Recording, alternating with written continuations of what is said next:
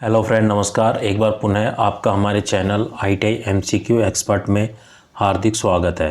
साथियों, आज मैं आपके लिए लेकर आया हूँ ITI के ट्रेड प्लम्बर के MCQ क्वेश्चंस की सीरीज़ का सेकंड पार्ट। इस सीरीज़ को हम 7 से 8 वीडियो के माध्यम से कंप्लीट करेंगे तथा साथियों ITI के CBT एग्ज़ाम में ट्रेड थ्योरी का एक भी क्वेश्चन इन वीडियो से बाहर नहीं आएगा।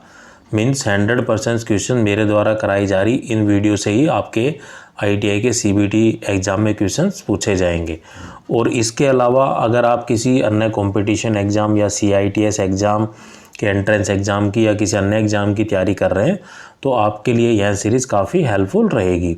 अगर कोई आपका डाउट रहता तो आप मुझसे कमेंट कर पूछ सकते हैं। तो चलिए आज की वीडियो को हम शुरू करते हैं। तो आज का हमारा फर्स्ट क्वेश्चन है, what is the formation deposit in the pipe due to the hardness of the water. पानी की कठोरता के कारण पाइपों पर जमा होने वाला फॉर्मेशन क्या है। जो पानी की जो हार्डनेस होती है, कठोरता के कारण जो पाइप्स होती है उसके अंदर कुछ मटेरियल है वो डिपॉजिट हो जाता है। उस मटेरियल को हम बोलते हैं स्केलिंग, या उस फॉर्मेशंस को हम बोलते हैं स्केलिंग। तो correct answer is option A. तो scaling is the formation deposited on the pipeline due to the hardness of the water. Next question is, what is the defect of slow and continuous degradation of metallic surface by chemical reaction। रासायनिक अभिक्रिया द्वारा धात्विक सतह के धीमे और निरंतर क्षरण का दोष क्या है। तो उस दोष को हम बोलते हैं कोरोजन। जैसा कि आपने देखा होगा किसी भी लोहे या स्टील को अगर हम खुले एनवायरनमेंट में छोड़ देते हैं तो ऊपर ऑक्सीजन और मॉइस्चर्स को गेंस करके उस पर क्या है, ये जंग लगना शुरू हो जाता है। उस जंग को ही रस्टिंग भी बोलते हैं और कोरोजन भी बोलते हैं।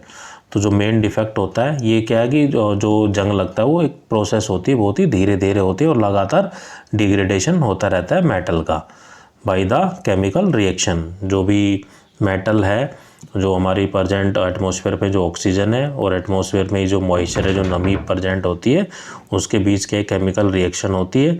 उससे क्या है कि कंटिन्यूसली और स्लोली डिग्रेडेशन होता है मेटल का। तो उससे हम बोलते हैं रस्टिंग या फिर कोरोजन। तो करेक्ट आंसर है option A. Next question is, what is the wear of metal pipe surface caused by impact of particles suspended in liquid। तरल में निलंबित कणों के प्रभाव के कारण धातु पाइप की सतह क्या होती है।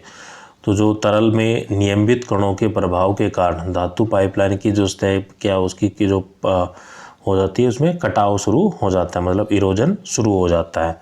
तो यह जो हमारा करेक्ट आंसर होगा वो होगा option C. Next question is, what is the localize formation as cavities और pores on stainless steel due to the salty water condition. नमकीन पानी की स्थिति के कारण स्टेनलेस स्टील पर कैविटीज या छिद्रों का लोकलाइज फॉर्मेशन होता है। तो उसको हम बोलते हैं पीटिंग। तो pitting is the localize formation as cavity और pores on the stainless steel due to the salty water condition. जो नमकीन पानी होता है, जो साल्ट वाटर होता है, उसके द्वारा की जो स्टेनलेस स्टील की जो पाइप होती है उसके अंदर छोटे छोटे कैविटी या पोर्स बनना शुरू हो जाते हैं। तो उन्हीं को हम बोलते हैं pitting.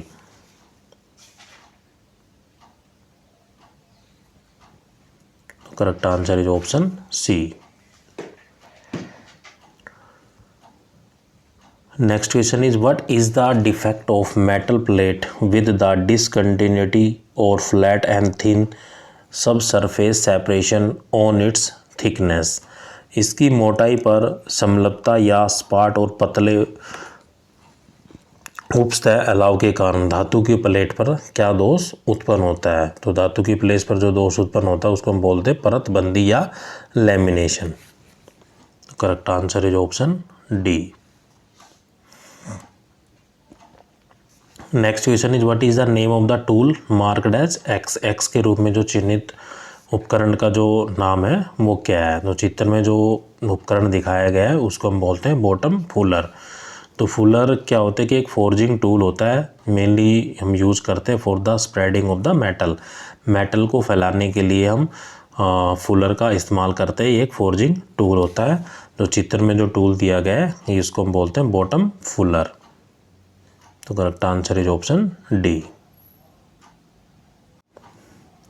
Next question is what is the name of die stock. Die stock का नाम क्या है।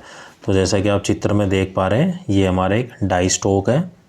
तो मैं आपको इसके कंपोनेंट्स के नाम बता देता हूँ, हो सकता है एग्जामिनर आपसे कंपोनेंट के नाम भी पूछ सकता है। तो ये जो आप देख रहे हैं इसको हम बोलते हैं हैंडल।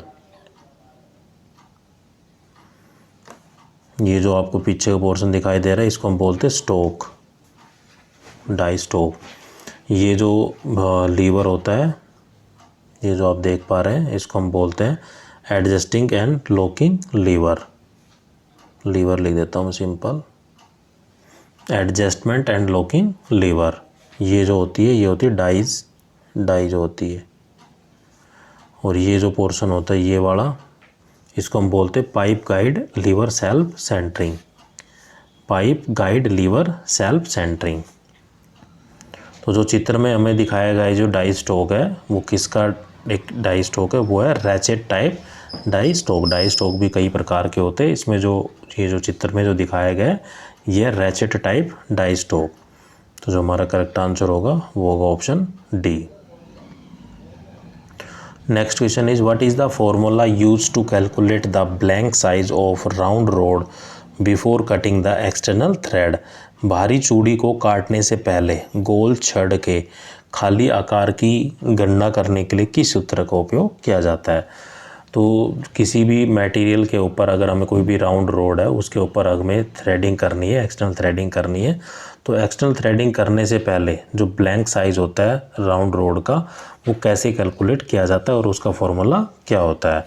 तो ब्लैंक साइज़ को कैलकुलेट करने का जो फॉर्मूला होता है वो होता है blank size is equals to thread size, जिस चूड़ी का हमें आकार काटना है, -0.1% पिच ऑफ द थ्रेड। जो थ्रेड की जो पिच रहेगी, मतलब दो थ्रेड के बीच में कितनी दूरी होती है उसके बोलते हैं हम पिच। तो ब्लैंक साइज़ को कैसे कैलकुलेट किया जाता है उसके लिए फॉर्मूला हम यूज़ करते हैं। तो blank size is equals to thread size -0.1% of the pitch of the thread. रिक्त आकार बराबर चूड़ी का आकार घटा 0.1% चूड़ी का पिच। तो ये निकालने का सूत्र होता है। Next question is what is the formula to calculate the tape drill size. Tape drill के आकार की गणना करने के लिए सूत्र क्या होता है। किसी भी टेप ड्रिल का अगर साइज़ हमें कैलकुलेट करना है तो उसका निकालने का एक फॉर्मूला होता है। ये फॉर्मूले क्या स्टैंडर्ड होते हैं और ये इनको हम याद ही कर सकते हैं और याद ही हमें रखना होता है। इसका जो हमारा करेक्ट आंसर होगा वो होगा ऑप्शन बी। ये होता है major diameter is equals to minor diameter is equals to major diameter -2 time of depth. माइनर व्यास बराबर प्रमुख व्यास घटा में 2 गुणा में गहराई। तो ये इसका फॉर्मूला होता है।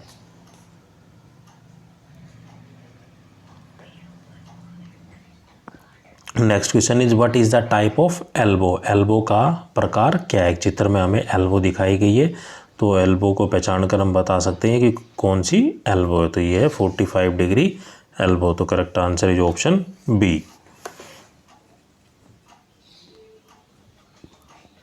Next question is what is use to close the pipe line that has an external thread. भारी चूड़ी वाले पाइप लाइन को बंद करने के लिए किसका उपयोग किया जाता है। तो भारी चूड़ी वाले पाइप लाइन को बंद करने के लिए हम प्लग का उपयोग करते हैं। तो जो हमारा करेक्ट आंसर होगा वो होगा ऑप्शन ए।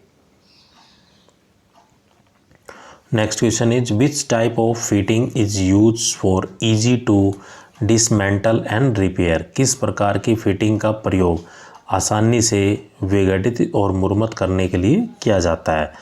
तो जो होती है यूनियन प्रकार की जो फिटिंग होती है उसका प्रयोग आसानी से for the dismantle and for the repair हम कर सकते हैं। तो जो हमारा करेक्ट आंसर होगा वो होगा option C, union type. Next question is which material is use to manufacture the AC pipe. जो एसी में जो पाइप हम यूज करते हैं उस एसी की जो पाइप को बनाने के लिए हम किस सामग्री का हम उपयोग करते हैं। तो जो एसी की जो पाइप होती है उसको हम बनाने के लिए एस्बेस्टस फाइबर, लैन सीमेंट एंड सिलिका का उपयोग करते हैं। तो जो हमारा करेक्ट आंसर होगा वो होगा ऑप्शन बी। अब्रक फाइबर या पोर्टलैंड सीमेंट और सिलिका का प्रयोग हम जो एसी की जो पाइपलाइन होती है उसको बनाने के लिए हम उपयोग करते हैं। Next question is which material is use to join the cast iron pipe. CI या कास्ट आयरन पाइपों को जोड़ने के लिए किस सामग्री का उपयोग किया जाता है। तो जो कास्ट आयरन पाइप को ज्वाइन करने के लिए हम पिग लेड का उपयोग करते हैं। तो जो हमारा करेक्ट आंसर होगा वो होगा option A. Next question is what is the length of pipe projection requires from the vice while threading GI pipes. GI pipes को थ्रेडिंग करते समय वाइस से पाइप प्रक्षेपण की जो लंबाई है वो कितनी रहती है। तो GI pipe stand for galvanise iron pipe. तो जो लेंथ होती है गैल्वेनाइज आयरन पाइप के लिए हम यूज करते हैं वो करते हैं 150 से 250 मिलीमीटर। तो correct answer is option D. Next question is what is the advantage of cast iron pipe. Cast iron के पाइपों का क्या फ़ायदा होता है। तो कास्ट आयरन पाइपों का जो मुख्य फ़ायदा होता है वो लेस कोरोजिव होती है, मतलब उसमें जो जंग लगना होता है कम होता है, अगर लगता भी है तो बहुत एक लंबे समय के बाद लगता है। तो जो हमारा करेक्ट आंसर होगा वो होगा option A. Next question is why the AC pipe should be laid with precautions. AC pipe को सावधानी के साथ क्यों रखना चाहिए। एसी पाइप क्या होती है कि मतलब जो शॉक को रजिस्ट नहीं कर पाती है, किसी झटके को रजिस्ट नहीं कर पाती है, इसलिए जो एसी की जो पाइप है बिछाते समय हमें बहुत सा ध्यान रखना होता है। तो लेस शॉक रेजिस्टेंस होती है एसी की पाइप, इसलिए हमें ये सावधानियाँ रखनी है एसी की पाइपलाइन को बिछाते समय। तो जो हमारा करेक्ट आंसर होगा वो होगा ऑप्शन बी, कम झटका प्रतिरोध। Next question is which material is use to apply as coating on the cast iron pipe. Cast iron पाइपों पर कोटिंग के रूप में किस सामग्री का उपयोग किया जाता है। तो कास्ट आयरन की जो पाइप होती है उसके ऊपर एक कोटिंग की जाती है, वो कोटिंग की जाती है बिटुमिनस सॉल्यूशन की। तो जो करेक्ट आंसर होगा वो होगा ऑप्शन बी। ये इसलिए की जाती है कोटिंग कास्ट आयरन की पाइप के ऊपर बिटुमन सॉल्यूशंस की, ताकि इस पाइपों के ऊपर वो जंग ना लगे, रस्ट ना लगे, कोरोजन ना लगे, इसलिए इसके ऊपर कास्ट आयरन पाइपों के ऊपर हम बिटुमन सॉल्यूशन की हम कोटिंग कर देते हैं। पहले एक लेयर चढ़ा दी जाती है उसके ऊपर, जिस तरीके से हम पेंट करते हैं। Next question is which precautions is to be observe while cutting the thread in GI pipe. जो गैल्वेनाइज आयरन पाइप को या पाइप में चूड़ी काटते समय कौन सी सावधानी बरतनी चाहिए। जो गैल्वेनाइज पाइप में अगर जब हम चूड़ी काटते हैं तो हमें ये ध्यान रखना है कि हमें जो डाई स्टोक है उसको एंटी क्लॉकवाइज घुमाना है। तो to turn the die stock anticlockwise to break the chips. Chips को तोड़ने के लिए डाई स्टोक को एंटी क्लॉकवाइज घुमाना या मोड़ना, ये सावधानी हमें बरतनी है जब भी हम गैल्वेनाइज आयरन पाइप की कटिंग या थ्रेडिंग उसके ऊपर करते हैं। तो correct answer is option C. Next question is what is the name of the part marked as X of chisel. छेनी में एक्स के रूप में चिन्हित भाग का नाम क्या है। तो एक चित्र दिया गया है, एक छेनी का चित्र दिया गया, उसमें ये पूछा गया कि जो एक्स पार्ट है वो क्या है। तो जो एक्स पार्ट है वो टैंग है। तो जो हमारा करेक्ट आंसर होगा वो होगा option B. Next question is what is the name of the tool. जो चित्र में एक उपकरण दिया गया है, इस उपकरण का नाम क्या है। जो चित्र में जो उपकरण दिया गया है, टूल दिया गया है, इसको हम बोलते हैं सेटर्स। तो जिसका जो करेक्ट आंसर होगा वो होगा option B. Next question is what is the name of the chisel. छेनी का नाम क्या है। एक चित्र में छेनी दी गई है और हमसे ये पूछा गया है कि ये छेनी है वो कौन सा प्रकार है। तो इसको हम बोलते हैं मोर्टिज चीजल। तो correct answer is option B. Next question is what is the name of the joint. Joint का नाम क्या है। तो चित्र में एक जॉइंट दिया गया है, तो आप देख पा रहे हैं कि जैसे जॉइंट देखने से पता लग रहा है कि आपस में एक दूसरे को क्रॉस कर रहा है। मतलब एक पीस को दूसरे पीस के ऊपर रखा है तो वो तो हो गया लैप जॉइंट। आपस में क्रॉस कर रहे हैं तो उसके आगे लग जाएगा क्रॉस। तो ये किसका एक जॉइंट का जो नाम है वो है क्रॉस लैप जॉइंट। चित्र को देखकर ये हम पहचान सकते हैं। तो ये क्रॉसिंग हो रही है और एक पीस के ऊपर दूसरा पीस रखा हुआ है, इसको हम बोलते हैं लैप जॉइंट। जब भी एक पीस के ऊपर दूसरा पीस रखा जाता है उसको हम बोलते हैं, मतलब वो लैपिंग हो रही है। तो cross lap joint is the correct answer. Next question is which type of half lap joint is allow to parts of job cross each other eight ends. किस प्रकार के हाफ लैप जॉइंट को एक job के दो हिस्सों को एक दूसरों के किनारों को पार करने की अनुमति है? तो इसको हम बोलते हैं एंड लैप जॉइंट। तो एंड लैप जॉइंट में क्या होता है, जो हाफ जॉइंट है उसको अलाउ कर दिया जाता है two parts of the job cross each other at its end. तो correct answer is option C. Next question is what is the type of half lap joint that one part of the job meet another part at some distance from the end. जो half lap joint का प्रकार क्या है कि job का एक हिस्सा छोर से कुछ ही दूरी पर दूसरे हिस्से पर मिलता है। तो ये हम कह सकते हैं कि जो मान लें जब हम ओवरलैपिंग कर रहे हैं या लैप जॉइंट बना रहे हैं तो एक एंड से चले दूसरे एंड की तरफ जा रहे हैं, तो जैसे ही दूसरे एंड से थोड़ा सा पहले पहुँच सकते हैं उसको हम कह सकते हैं कि जो मिड लैप जॉइंट है वो या मिडल लैप जॉइंट है। तो जो हमारा करेक्ट आंसर होगा वो होगा ऑप्शन ए, मिड या middle lap joint. Next question is which hard would is use for cabinet making. Cabinet बनाने के लिए किस कठोर लकड़ी का उपयोग किया जाता है? तो कैबिनेट को बनाने के लिए हम सागौन की लकड़ी या टीक वुड का प्रयोग करते हैं। तो correct answer is option B. Next question is which wood is a non porous structure.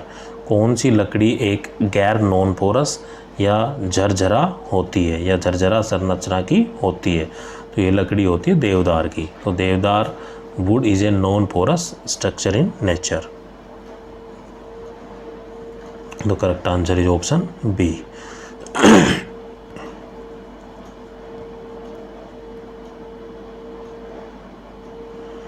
Next question is what is the name of the part marked as X in the wood worker vice. Wood worker vice mainly जो carpentry works होता है या carpenter के द्वारा use की जाती है। तो पहले मैं आपको इसके नाम बता देता हूँ, कंपोनेंट के नाम, फिर बताऊँगा कि आपसे एग्जामिनर ने क्वेश्चन क्या पूछा है। तो ये आप देख रहे हैं कि जो कारपेंट्री या वुडन वर्कर जो वाइस है जो कारपेंटर के द्वारा यूज किया जाता है, इसमें क्या होता है कि ये तो इस जो आपको हैंडल दिख रहा है ये तो हैंडल, ये होते दो जा आपको दिख रहे हैं, एक होता है स्टेशनरी जा, एक होता है मूवेबल जा। जो मूव कर सके उसको मूवेबल जा बोलते हैं, जो स्टेशनरी होता है वो होता है स्टेशनरी जा। तो ये जो वाला जा होता है ये होता है स्टेशनरी जा, मतलब स्टेशनरी जा कह लो या इसको फिक्स जा कह लो ये वाला। और ये जो आगे का वाला हो जिस पे हैंडल अटैच होता है इस जा को हम बोलते हैं मूवेबल जा, जो मतलब मूव कर सकता हो, मूवेबल जा जो मूव कर सकता हो, या स्लाइडेबल जा। मूवेबल जा के ऊपर ही एक ऐसा पोर्शन है जो आपको मतलब ये जो है यहाँ थोड़ा होता है उभरा हुआ होता है, इसमें थोड़ा दिखाया नहीं हुआ, उसको हम बोलते हैं डॉग। और जो पीछे का जो पोर्शन है ये होता है स्क्रू, ये जो आपको दिखाई दे रहा है ये सब पूरा पोर्शन है स्क्रू। ये जो पोर्शन है इसको हम बोलते हैं स्क्रू। और ये जो आपको पोर्शन दिखाई दे रहा है ये इसको हम बोलते हैं गाइड बार, मतलब इस स्क्रू को क्या है गाइड की हुई है, बार्स दोनों तरफ गाइड बार लगाई हुई है स्क्रू के अंदर। तो दो जा होते हैं, ये होता है फिक्स जा स्टेशनरी जा, ये होता है मूवेबल जा, ये होता है इसका हैंडल। और मूवेबल जा के ऊपर ही एक यहाँ पे एक डॉग लगी होती है, मतलब एक छेनी की तरह थोड़ा सा उभरा हुआ पोर्शन होता है, उसको हम बोलते हैं डॉग्स। ये जो पोर्शन दिख रहा है आपको ये होता है माउंटिंग ब्रैकेट, माउंटिंग ब्रैकेट। तो एग्जामिनर आपसे कुछ भी क्वेश्चंस पूछ सकता है। तो यहाँ हमसे पूछा गया है कि जो एक्स क्या है, तो एक्स क्या है, एक मूवेबल जा है। तो मैंने आपको दो जा बताए थे, एक ये स्टेशनरी जा है, ये मूवेबल जा है। तो एक्स क्या है, एक मूवेबल जा है। तो correct answer is option B. Next question is what is the name of tapered piece of wood use for the timber joint. लकड़ी के टेपर्स टुकड़ों का नाम क्या है जिसका उपयोग टिम्बर जॉइंट के लिए किया जाता है। तो उस जो taper piece of the wood जो टिम्बर जॉइंट हम यूज करते हैं वो होता है वेजेस। तो जो करेक्ट आंसर होगा वो होगा option A. Next question is what is the name of the fastener use in the carpentry work. जो बढ़ई के कामों में इस्तेमाल होने वाले फास्टनर का नाम क्या है। चित्र में एक फास्टनर दिया गया है, एक टूल दिया गया है, उसका नाम पूछा गया है कि जो कि बढ़ई या कारपेंटर के द्वारा यूज किया जाता है, उसका नाम क्या है। तो ये है हमारा हैंड रेल स्क्रू। तो the correct answer is option D. Next question is what is the name of the fastener use in the carpentry work. जो बढ़ई के कार्यों में इस्तेमाल होने वाला जो फास्टनर है उसका एक्स क्या है। तो इनके जो मैं कंपोनेंट है वो अभी थोड़ी देर पहले ही पिछले क्वेश्चंस में आपको, एक दो क्वेश्चंस में आपको बता चुका है इनको कंपोनेंट के नाम। ये जो हमारा हैंडल है ये है मूवेबल जा, ये है फिक्स जा, ये जो है हमारा स्क्रू है, ये गाइडेड बार है जो इसको गाइड कर रही है स्क्रू को, ये हमारी जो ब्रैकेट लगी हुई ये होती है माउंटिंग ब्रैकेट, ये हमारा हैंडल हो गया, यहाँ पे डॉग लगी होती है। तो इसका अगर देखा जाए तो आंसर तो इसका यही है कि ये क्या है, मूवेबल जा है या स्लाइडिंग जा है। लेकिन एग्जामिनर ने इसको कुछ और ही करेक्ट माना है, इसमें ऑप्शन कुछ और दिए गए। हो सकता है आपसे यहाँ ये पूछना चाह रहा हो कि जो मैं आपको एक प्लेट दिखा रहा हूँ, आप गूगल में इसकी इमेज सर्च करना, यहाँ पर आपको एक प्लेट दिखाई देगी, तो उसको हम बोलते हैं डॉग। क्योंकि बाकी जो कंपोनेंट जिसमें और ऑप्शन दिए गए जैसे कनेक्टर, क्रिम्प और ट्रेनल, ये बाकी ऐसे कोई ऑप्शन इसके कंपोनेंट के पार्ट्स नहीं है। तो एग्जामिनर आपसे यही पूछना चाह रहा है कि जो ये जो पार्ट है वो क्या है। तो एग्जामिनर आपसे पूछना चाह रहा है कि ये एक डॉग है। तो ये पीछे वाले के ऑप्शन है जो कि उसके कंपोनेंट ही नहीं है। तो एग्जामिनर मतलब वो क्वेश्चन मुझे गलत लग रहा है, अगर सही करना हो तो आप डॉग उस पर आंसर लगा सकते हैं। Next question is which type of saw is use to cut the shoulder of the job. किस प्रकार के आरी या सा का उपयोग किया जाता है जॉब के शोल्डर्स को काटने के लिए। तो जॉब के शोल्डर्स को काटने के लिए जिस हेक्सा या ब्लेड का हम उपयोग करते हैं वो होती है टेनन सा। तो चित्र में भी आप देख सकते हैं। इसका जो करेक्ट आंसर होगा वो होगा option A. Next question is where is the half lap joint are use. Half lap joint का उपयोग कहाँ किया जाता है। तो मेनली हाफ लैप जॉइंट का हम उपयोग करते हैं फ्रेम कंस्ट्रक्शन में या फ्रेम निर्माण में हम हाफ लैप जॉइंट का उपयोग करते हैं। तो correct answer is option B. Next question is which wood is suitable to make the tool handles, wheel and bodies of the cart. कौन सी लकड़ी उपकरणों के हैंडल, पहिए और गाड़ियों के बॉडी को बनाने के लिए उपयुक्त होती है। तो जो बबूल का जो पेड़ होता है, जब बबूल की जो लकड़ी होती है वो मेनली सूटेबल होती है for the tool handling, wheels and body parts of the carts making. तो correct answer is option B. Next question is which wood is use to make the paper pulp. जो कागज़ की लघुदी बनाने के लिए किस लकड़ी का उपयोग किया जाता है, या मेनली सिंपल कह सकते हैं कि जो पेपर बनाने के लिए हम किस लकड़ी का यूज करते हैं। तो वो करते हैं बम्बू या बांस का हम उपयोग करते हैं। तो correct answer is option D. Next question is what is the use of bench hook in carpentry work. बढ़ई का कारीगरी जो काम में पेच हुक का जो उपयोग है वो क्या करता है। तो जो बेंच हुक का जो कारपेंट्री जो वर्क करता है मेनली यूज करता है to hold the job while the sawing. चीरते समय जॉब को पकड़ने के लिए बेंच का या वर्क बेंच या बेंच हुक का उपयोग करता है बढ़ई। तो जो हमारा करेक्ट आंसर होगा वो होगा option A. Next question is what is the use of clamp. What is the use of clamp use in carpentry work. जो बढ़ई गिरी कार्यों में प्रयुक्त क्लैम्प का उपयोग क्या है। तो जैसा कि आप देख पा रहे हैं कि जो क्लैम्प है ये है सी टाइप क्लैंप। और सी टाइप क्लैंप का हम किस लिए उपयोग कर रहे हैं, जैसा कि आपने देखा होगा कि किसी भी लकड़ी के ऊपर जब हम प्लाई को लगाते हैं या चिपकाते हैं तो प्लाई उखड़े ना, क्योंकि कई बार क्या होता है कि प्लाई सीधी नहीं होती है, हम चिपका देते हैं तो वो वहाँ से उखड़ जाती है। तो उसको दबाने के लिए हम किसका उपयोग करते हैं, जो ये सी टाइप क्लैंप है इसका हम उपयोग करते हैं। तो उससे क्या है कि आराम से जो भी हम चिपकाना चाह रहे हैं, प्लाई चिपकाना है, कोई अदर कार्य के लिए हम उपयोग कर रहे हैं, तो उसको हम आसानी से उसके ऊपर चिपका सकते हैं। तो फॉर द ग्लूइंग, चिपकाने के लिए हम इस क्लैंप का उपयोग करते हैं, या कारपेंटर है वो इस क्लैंप का उपयोग करता है। तो ये हमारा करेक्ट आंसर होगा option A. Next question is what type of combination is use to prepare the animal glue. पशु गोंद या एनिमल ग्लू तैयार करने के लिए किस प्रकार के संयोजन का उपयोग किया जाता है।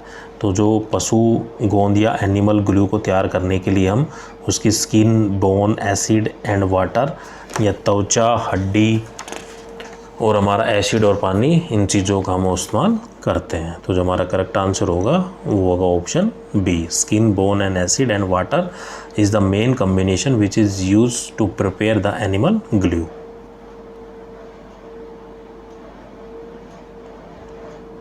Next question is which material is use to prepare the vegetable glue.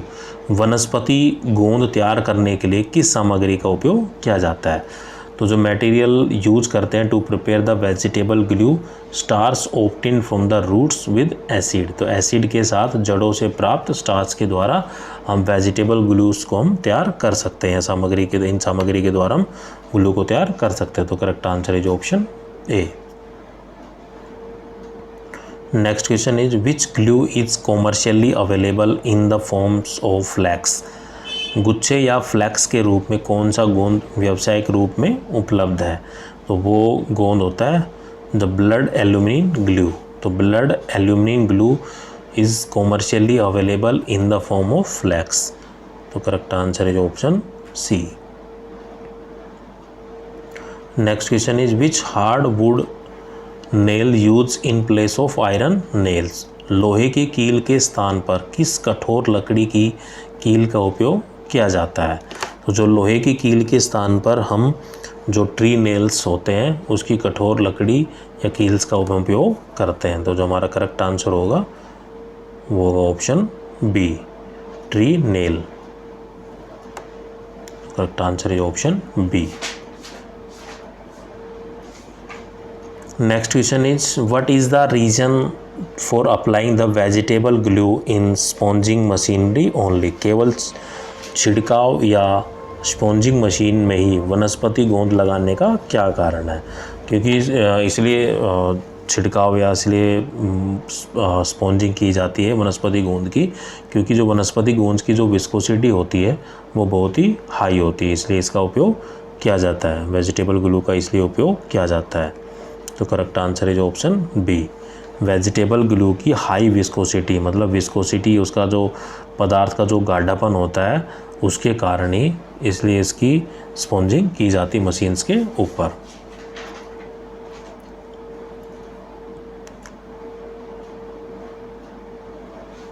Next question is which clamp is use to hold the small part of a job for gluing. किस क्लैंप का उपयोग ग्लूइंग के लिए जब job के छोटे हिस्सों को पकड़ने के लिए किया जाता है। तो मेनली बहुत टाइप की जो क्लैंप होती है, जो ज़्यादातर जो यूज़ की जाती है वो की जाती है जी क्लैंप। तो G clamp is mainly use to hold the small part of the job for the gluing. तो छोटे छोटे जो पार्ट होते हैं उनको चिपकाने के लिए या ग्लूइंग करने के लिए हम जी क्लैंप का उपयोग करते हैं। ये जो हमारा करेक्ट आंसर होगा वो होगा option A. Next question is what colour is painted on oxygen cylinder. जो ऑक्सीजन गैस के जो सिलेंडर होता है उनका रंग कैसा होता है, कलर कोड कैसा होता है। तो ऑक्सीजन गैस के जो सिलेंडर होते हैं उनका जो कलर होता है वो होता है ब्लैक कलर।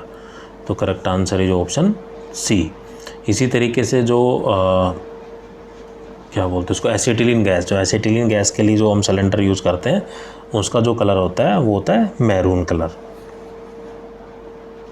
तो कलर के द्वारा भी हम सिलेंडर को पहचान सकते हैं कि इनके अंदर है वो कौन सी गैस भरी हुई है। अगर काले कलर के सिलेंडर है तो उसके अंदर ऑक्सीजन गैस को भरा गया है। अगर मैरून कलर के जो सिलेंडर है तो इसका मतलब है कि उसके अंदर एसिटिलीन गैस को भरा गया है। तो ये ज़्यादातर अब क्वेश्चन आगे जो भी आएंगे वो वेल्डिंग के क्वेश्चन आ रहे हैं, मुझे ऐसा लग रहा है। Next question is what is the pressure range between the oxygen cylinder. Oxygen cylinder के बीच दबाव सीमा क्या होती है। तो जब भी हम गैस वेल्डिंग करते हैं तो गैस वेल्डिंग में दो गैस यूज़ की जाती है, एक तो ऑक्सीजन और एक एसिटिलीन। तो जो प्रेशर ऑपरेट किया जाता है ऑक्सीजन गैस का वो किया जाता है मेनली 120 से 150 किलोग्राम पर सेंटीमीटर स्क्वायर जब भी हम गैस वेल्डिंग करते हैं। तो इस प्रेशर के ऊपर ऑक्सीजन गैस का जो सिलेंडर वो ऑपरेट करता है, या इस प्रेशर के साथ ऑक्सीजन गैस है वो सिलेंडर से बाहर आती है। तो correct answer is option B. Next question is what is the pressure range between the dissolved acetylene gas cylinder. जो एसिटिलीन गैस सिलेंडर होता है उसका जो एसिटिलीन जो गैस बाहर आ रही है उसका जो प्रेशर रखा जाता है, प्रेशर गैस के अंदर वो कितना रखा जाता है, वो रखा जाता है 15 से 16 किलोग्राम पर सेंटीमीटर स्क्वायर। तो यहाँ जो हमारा करेक्ट आंसर होगा वो होगा ऑप्शन बी। तो मेनली हम कह सकते हैं जो ऑक्सीजन गैस का जो प्रेशर रखा जाता है वो ज़्यादा रखा जाता है और एसिटिलीन गैस का वो कम रखा जाता है। तो जो एसिटिलीन गैस का जो फॉर्मूला भी एग्जामिनर आपसे पूछ सकता है वो हमारा होता है फॉर्मूला C2H2। जो कलर जो सिलेंडर का जो कलर होता है वो होता है मैरून कलर। तो यह हमारा जो करेक्ट आंसर होगा वो होगा option B. Next question is what is the root gap provide in pipe of wall thickness of 3 mm for leftward welding technique. जब भी हम लेफ्टवर्ड वेल्डिंग करते हैं और जब मटेरियल की थिकनेस अगर 3 mm तक है और पाइप वेल्डिंग कर रहे हैं तो उसके अंदर जो रूट गैप जो रखा जाता है वो कितना रखा जाता है, वो रखा जाता है 2.5 से 3 mm तक। तो जो हमारा करेक्ट आंसर होगा वो होगा option B. Next question is what are the welding positions for the pipe by the gas welding. Gas welding के द्वारा पाइप के लिए जो वेल्डिंग की जो पोजीशंस होती है वो क्या क्या होती है। जो वेल्डिंग पोजीशन होती है पाइप लाइन जो पाइप में यूज़ की जाती है गैस वेल्डिंग के दौरान वो होती है 4 तरह की होती है, लेकिन ऑप्शन में 3 ही दिए गए 1, 2, 4 और 5। तो जी का मतलब होता है गुरु। तो यहाँ जो हमारा करेक्ट आंसर होगा वो होगा option A. Next question is what is the leftward welding technique. जो बाई ओर वेल्डिंग टेक्निक है वो क्या होती है। जब भी हम वेल्डिंग राइट साइड से लेफ़्ट साइड करते हैं मतलब लेफ़्ट की तरफ जा रहे हैं तो उसको हम बोलते हैं लेफ्टवर्ड वेल्डिंग टेक्निक। जब भी हम लेफ़्ट से राइट की तरफ जाए तो उसको हम बोलते हैं राइटवर्ड वेल्डिंग टेक्निक। तो यहाँ हमसे क्वेश्चन पूछा गया है कि what is the leftward welding technique. जो बाई ओर वेल्डिंग टेक्निक है वो क्या है। तो मतलब हम कहाँ से कहाँ जा रहे हैं, राइट टू लेफ्ट हमें जाना है। तो लास्ट में जो आता है शब्द वही उस वेल्डिंग को इंडिकेट करता है। तो correct answer is option A welding from the right edge towards left. दाएं किनारे से वेल्डिंग की ओर छोड़ दिया।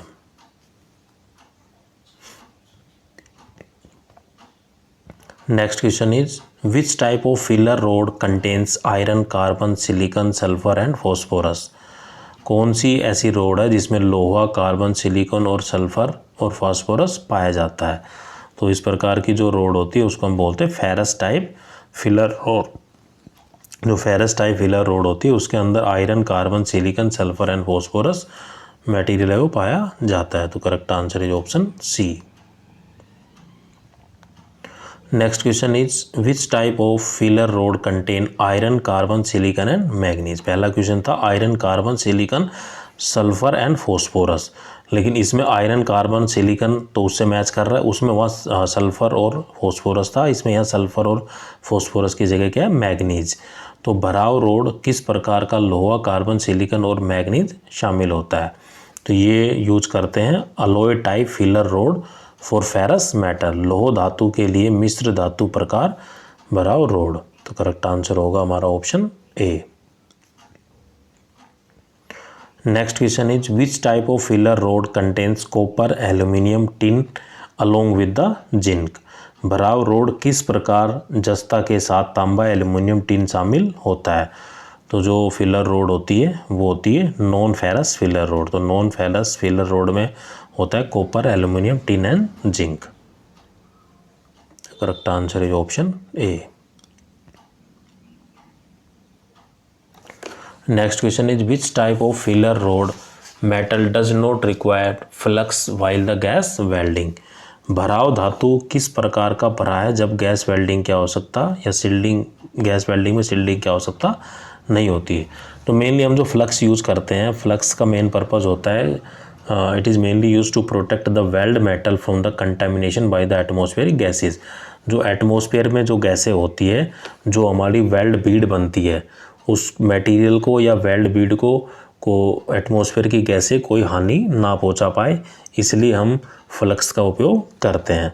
तो ये हमसे पूछ रहा है कि विच type of filler metal does not require the flux while the gas welding. Gas welding में किस फिलर मेटल में फ्लक्स की आवश्यकता नहीं होती है। तो ये होती है माइल्ड स्टील। माइल्ड स्टील का भी टाइप SFSI। तो इसके अंदर हमें आवश्यकता नहीं पड़ती है फ्लक्स की। Next question is which type of filler metal require flux while the gas welding. भराव धातु किस प्रकार का है जब गैस वेल्डिंग प्रभाव की आवश्यकता होती है। तो इसमें ये कह रहा है कि गैस वेल्डिंग के दौरान किस फिलर मटेरियल में हमें फ्लक्स की आवश्यकता होती है। तो वो होता है high silicon cast iron SC11। तो इसमें हमें फ्लक्स की आवश्यकता पड़ती है। तो correct answer is option A. Next question is which is the important part of soldering iron. जो सोल्डरिंग आयरन का जो मोस्ट इम्पोर्टेंट पार्ट होता है वो होता है कॉपर बिट या फिर हेड, जिसके द्वारा हम सोल्डरिंग करते हैं। तो ये जो हमारा करेक्ट आंसर होगा वो होगा ऑप्शन सी, उसको हेड बोलते हैं, जहाँ से हम जो कॉपर का जो मटेरियल लगाया जाता है सोल्डरिंग करते समय। Next question is which material is use to manufacture the soldering iron tip. तो सोल्डरिंग आयरन की जो टिप होती है उसको बनाने के लिए किस मटेरियल या किस सामग्री का उपयोग किया जाता है। तो जो सामग्री हम यूज करते हैं वो होती है कॉपर। तो mainly copper material is mainly use to manufacture the soldering iron tip. तो correct answer is option D. Next question is which type of flux remove the oxide on base metal surface. प्रवाह किस प्रकार का आधार धातु की सतह पर oxide को हटा देता है। तो जो दो तरह की फ्लक्स होती है, एक ऑर्गेनिक फ्लक्स, एक इनऑर्गेनिक फ्लक्स। जो इनऑर्गेनिक फ्लक्स होती है मेनली रिमूव कर देती है ऑक्साइड को फ्रॉम द मेटल सरफेसेस। तो ये जो हमारा करेक्ट आंसर होगा वो होगा ऑप्शन ए, इनऑर्गेनिक फ्लक्स या अकार्बनिक अपशिष्टों। Next question is what is organic flux. जो ऑर्गेनिक फ्लक्स है वो कौन सा है। जो तेल कह सकते हैं या तालाओ, ये क्या है कि ऑर्गेनिक फ्लक्स है। तो correct answer is option D. Next question is which acid is use as a flux for stainless steel in soldering. जो एसिड टाका में स्टेनलेस स्टील के लिए एक प्रवाह के रूप में प्रयोग किया जाता है, तो किस एसिड का उपयोग करते हैं वो होता है phosphoric acid. Phosphoric acid is mainly use as a flux for the stainless steel in soldering. तो correct answer is option C, phosphorus acid या phosphoric acid. Next question is which flux is use in iron and steel while brazing. जब टाका कौन सी प्रवाह लोहा और इस्पात में प्रयोग किया जाता है। तो जो मिक्सचर होता है बोरेक्स पाउडर का एंड बोरिक एसिड का mainly as a flux use करते हैं iron and steel during the brazing. तो इसमें क्या क्या मिलाया जाता है। तो 75% जो मिक्सचर होता है वो बोरोक्स पाउडर का होता है और 25% बोरिक एसिड होता है। इसको हम मिलाकर ब्रेजिंग के अंदर हम flux as a flux use करते हैं। तो correct answer is option B. Next question is what is the name of brazing if part to be braze and submerge in a molten और केमिकल बोथ। जो भागो ब्रेज में जाता है अगर एक घिसा हुआ या रासायनिक दोनों में डूबे हुए कर रहे हो तो टाँकने का नाम क्या है? तो ये होता है डीप ब्रेजिंग। नाम से ही क्लियर है। तो deep brazing is the brazing. इसके अंदर क्या होता है कि the part to be braze and submerge in a molten और द केमिकल बोथ। तो correct answer is option B, deep brazing या डुबकी टाँकना। Next question is which one is close first while shut down the oxyacetylene plant. जब भी हम gas welding में मैंने आपको बताया था कि दो प्रकार की गैस यूज़ की जाती है, एक होती है ऑक्सीजन, एक होती है एसिटिलीन। तो ये पूछ रहा है कि जब भी हम ऑक्सीएसिटिलीन प्लांट को जब हम बंद करेंगे तो सबसे पहले किस सिलेंडर के वाल्व को बंद किया जाता है? तो सबसे पहले जो एसिटिलीन गैस का जो सिलेंडर होता है उसको बंद किया जाता है। तो acetylene gas cylinder valve close first. तो correct answer is option B.